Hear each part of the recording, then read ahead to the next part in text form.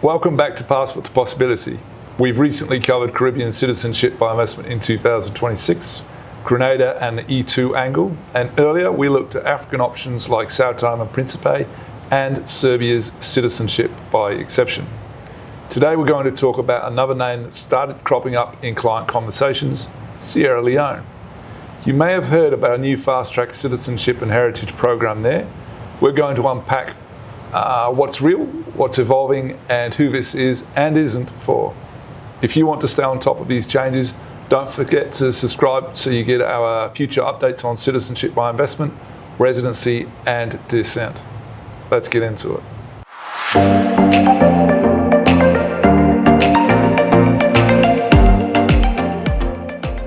Jennifer, at a high level, what does the Sierra Leone citizenship framework look like in 2026?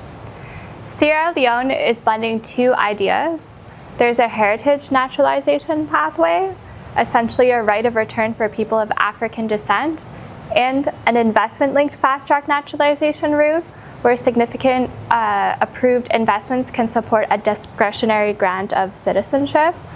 It's more like a fast-track or citizenship by exception model than a classic Caribbean citizenship by investment with a fixed published pricing. Right, so it's part heritage, part investment, but very much a fast-track naturalisation framework rather than a carbon copy of Caribbean citizenship by investment.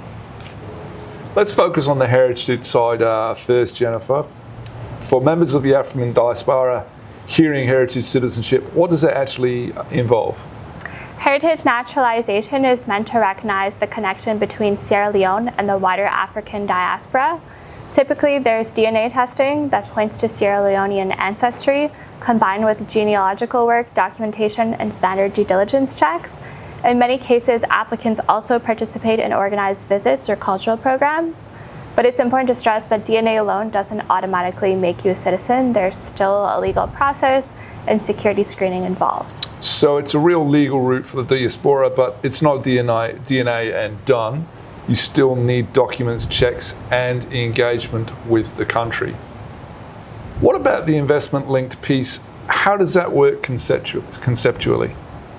The investment link route allows for faster naturalization if you make an investment of US $140,000 for a main applicant.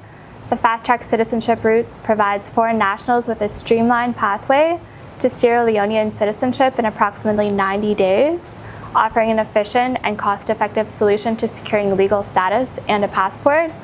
The program includes a complementary company incorporated in Sierra Leone with a corporate bank account. Instead of following the long residence track, you may be naturalized by exception if the authorities see your contribution as being in the national interest.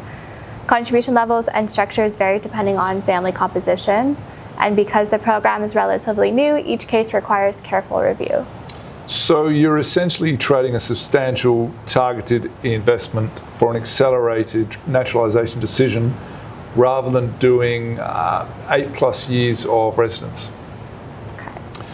What does a Sierra Leone passport actually offer in terms of travel and regional benefits? Yeah, so Sierra Leone citizenship gives you access to ECOWAS, the West African regional bloc, which offers the ability to live and work in several neighboring countries, which is an extreme advantage. And visa-free travel beyond the region is more limited compared with Caribbean or EU passports. So the value is less about global mobility and more about regional integration and connection with West Africa. And that's why it tends to appeal to people who have genuine interests in the region. Right, so think of it as a West Africa and ECOWAS play, not a substitute for a high mobility Caribbean or EU passport. Given all that, who's a good fit for Sierra Leone and who probably isn't? It can be a good fit for members of the African diaspora who want a structured way to reconnect with West Africa, and for investors already active in the region who see citizenship as a way to deepen their engagement. Mm-hmm. And it's not ideal for someone whose only goal is cheap, fast travel document. For that, there are other options that are available and usually better. Sierra Leone is more of a mission-driven or strategic choice as opposed to not a first-step passport for everyone. Right, so it's best for people who already feel a strong pull to a region, heritage or business, But for someone hunting the cheapest second passport, it's not ideal. Okay. What risks or red flags should viewers be aware of when they hear about Sierra Leone citizenship by investment offers online? Because the program is new and still evolving, there's a risk of misinformation or overpromising. So if someone offers guaranteed timelines or citizenship with minimal documentation, that's a concern. Right, so if it sounds too easy or too guaranteed, that's a red flag. And the project itself needs as much scrutiny as the passport promise. When a client comes to you interested in Sierra Leone, how do you handle that conversation? So we really start by clarifying the client's goals, heritage, business, mobility. Then we explore whether African citizenship makes sense in real practice. And often we evaluate if it can be combined with more established programs like either the Caribbean or citizenship by descent. And we're seeing an increasing number of high net worth individuals interested in doing business in Africa and wishing to obtain citizenship there. So sometimes the conclusion is that Sierra Leone makes sense as part of a broader portfolio. Sometimes the better advice is to wait until the framework is more mature or to focus elsewhere. So my role is really to give realistic, evidence-based view rather than chase the newest option. For some clients it makes sense, and we're actively helping clients with this citizenship option. Right, so you're pressure testing whether Sierra Leone really fits the client's goals, and you're willing to say not yet or not for you if that's the truth. Sierra Leone is an interesting development, but it's not a plug-and-play solution for everyone.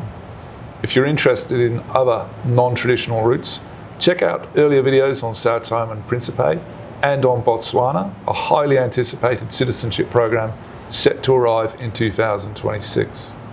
Next, we're going to switch gears and look at something that's relevant to a huge number of people: citizenship by descent in Europe, Italian, Irish, Polish, Hungarian, and more, followed by a video on planning calmly after the US visa freeze.